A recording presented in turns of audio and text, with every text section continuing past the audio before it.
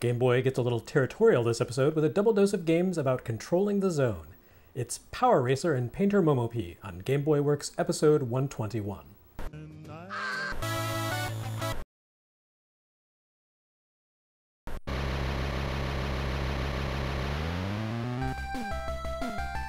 Tecmo's Power Racer takes us back to the world of extremely ancient arcade games reworked for Game Boy.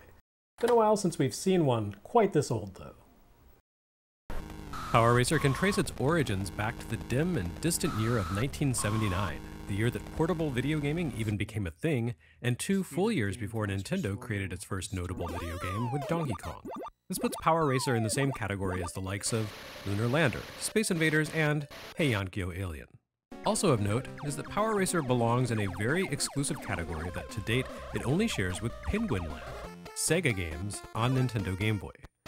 In this case, it's actually a little bit more of a hey what event than Penguin Land was, because by the time Power Racer shipped in Japan, December 1990, Sega already had its own portable system to compete with Game Boy. So why didn't Power Racer show up on Game Gear, and how on earth did the property fall into Tecmo's lap of all companies? I honestly couldn't say. This is a strange way for Tecmo to make its Game Boy debut, regurgitating an extremely old arcade creation by Nintendo's long-running rival. And I'm sure there's an interesting story there, but that story has not been recounted online anywhere that I can find. I can't exactly drop an email to Tecmo and just ask them how this 30-year-old Game Boy game happened, so it will remain a mystery. Still, we can gawp from the sidelines because it's pretty strange. Still, of all Sega games to hit the Game Boy, this one might actually be the most appropriate. See, in Japan, Power Racer shipped under the title Head On. Head On was a modest early arcade hit for Sega, a top-down racer that actually kind of flirted with the Pac-Man concept a year before Namco hit the jackpot with that masterpiece. In fact, since it involves cars moving around a maze of sorts, you could almost say Head On beat both Pac-Man and Rally X to the punch. The Nintendo connection comes in the fact that Nintendo distributed a variant of Head On called Head On In, essentially the same thing but with a hint of Nintendo branding. Of course, this random coincidence that took place 4 years before either Nintendo or Sega entered the console space and more than a full decade before Power Racer hit Game Boy means nothing whatsoever in terms of licensing and publishing. It's just an interesting footnote. What makes Power Ranger especially strange is that it doesn't go out of its way to appeal to gamers of the 90s. It's a largely unadorned release of a 1979 vintage game, and it seems happy to call it a day at that. Compare this to Space Invaders for Game Boy, which would get a ridiculous Super NES upgrade for its US release, or Hey Yankyo Alien, which included both an adaptation of the original PC game and an elaborate remixed remake, or Lunar Lander, which mostly consisted of all new modes and concepts on Game Boy. But no, Power Racer is about as basic as a Game Boy game gets. You control a race car driving around a 4-lane square arena with a competing car or cars moving in the opposite direction. Each lane is filled with small dots that disappear as your car passes over them, not unlike Pac-Man and his dots. The 4 lanes form concentric squares, and the center section of each side is open to allow your car to change lanes. Meanwhile, the opposing cars move clockwise against your counterclockwise motion, attempting to smash you head-on, hence the name. It seems like a pretty unproductive tactic if you want my opinion, since everyone dies in this equation, but the 70s were a different time. Your goal then is to drive around the lanes, switching as necessary to gather up all the dots while not dying to the suicidal enemy cars. This is more challenging than it sounds because you and the other cars have roughly the same capabilities. If you attempt to race directly, you will always die, always. Your only salvation is the ability to activate a quick burst of speed by tapping the A button, which will put you out of sync with the other racers and prevent you from shifting lanes simultaneously with them and flaming out horribly. And that's it. The game becomes a little more difficult as you complete levels, but this mostly amounts to faster action and a few more enemy cars to dodge. Power Racer does have an optional upgraded mode, but it's hardly a massive renovation of the core game. The basic framework and even the visuals remain unchanged. All that's different is the addition of some hazards and power-ups. The lane change sections of the track are plagued by oil slicks that cause your car to spin out when you inevitably pass over them. But this is complemented by the addition of temporary powers like the ability to reverse direction. None of these massively change the game experience, but they do change it up enough to appeal to fans of Head On, whoever they might be. Overall, this feels like a bit of a step backward for Game Boy's arcade ports, which generally have shown considerably more ambition than Power Racer does. It's fine, but ultimately what developers Graphic Research and Power Mission fame have put together here is a game from 1979, and it shows.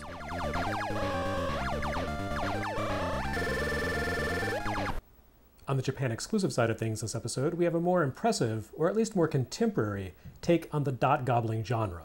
Where Power Racer was definitely a relic of 1979, Painter Momopie brings a little 1990 pizzazz into the mix. At a glance, you can see that Painter Momopie falls directly into the bucket of post-Pac-Man territory control action games.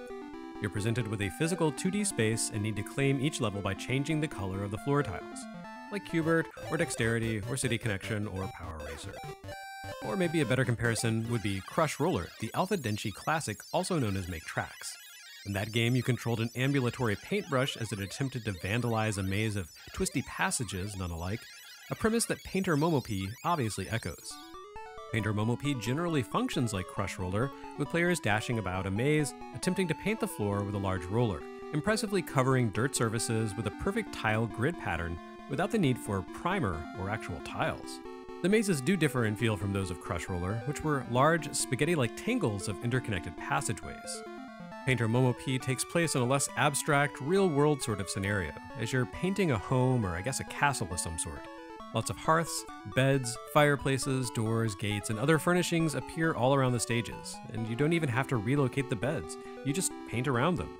Naturally, your efforts to effect these simple home improvements have angried up a host of monsters or ghosts who take exception to Momopie's work and do their best to chase her down and slaughter her for daring to spruce up the joint. The corridors you need to cover are sometimes narrow, sometimes more open, sometimes dead-end cul-de-sacs, and you need to adjust your strategy accordingly as the layouts change and different types of monsters come after you with their distinctive skills. Where Painter Momopie sets itself apart from other games of this variety is in the fact that Momopie herself is a witch. This isn't just a cute little character design choice, it has meaningful impact on the gameplay. Painter Momopie strays from Pac-Man tradition by not limiting your available power-ups to those rare moments when you grab an Energizer or some other opportunistic goodie. Instead, Momopie always has access to a set of spells, which grow in number as you complete sets of stages. Momopie, like a true RPG heroine, casts her spells by drawing upon a reserve of magic points, and each spell has its own MP value depending on its power and sophistication. The most basic speed-up spell costs a mere 20 MP, while the Pion projectile that can destroy corporeal enemies costs 30, and the ability to dematerialize and float through solid obstructions costs 50. As you complete sections of the game, the king will reward you for giving his castle the Versailles treatment by allowing you to pick a new spell at random from a treasure chest. While handy, the randomization does seem a little annoying since it appears you can potentially claim a spell you already have. Gacha games, man, they're the worst. In reality, this isn't that big a failing. Painter Momopie doesn't really have time to overstay its welcome, being only 30-odd stages long. The action becomes pretty frantic once you complete the initial kitchen stages, and you have limited lives and continues, so actually reaching the ending can be a real challenge. The more advanced stages of the game are filled with enemies that are less concerned with hurting Momopie and more interested in annoying her by mucking up the floor she's painted, forcing you not only to retrace your steps, but also to destroy the monsters or freeze them in time to prevent them from making further messes. Some enemies can't be destroyed, only evaded, and the levels are often designed to force you to find some way to slip past these monsters, such as kiting them into another area before using the dematerialization spell to double back behind them and paint the area they were guarding.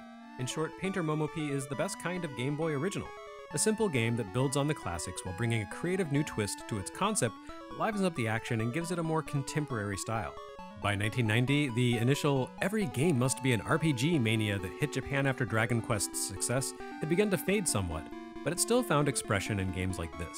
It's a fun, charming, and intuitive creation, and surprisingly, one from Sigma Enterprises. We previously saw foisting that mediocre Popeye game on us. Clearly, they took a page from RPG Mania here and leveled up their design skills. Sigma Enterprises is still around in some capacity, though the company was broken into different divisions in 2000 after being acquired by Arus, the same company that acquired SNK around the same time. When that failed, of course, SNK later merged with Playmore and acquired all the properties owned by Alpha Denshi when ADK shut down. ADK, the creators of Crush Roller. It's all circular. Unfortunately, Painter Momopie was never released outside of Japan and has become strangely expensive in just the past few years since I initially sourced and photographed a copy for this project. Expect to pay upwards of $400 for a complete in-box version, if you can even find it. On the plus side, the translation group Stardust Crusaders localized Painter Momopie's tiny amount of in-game text to English earlier this year, so that's probably the best way to play.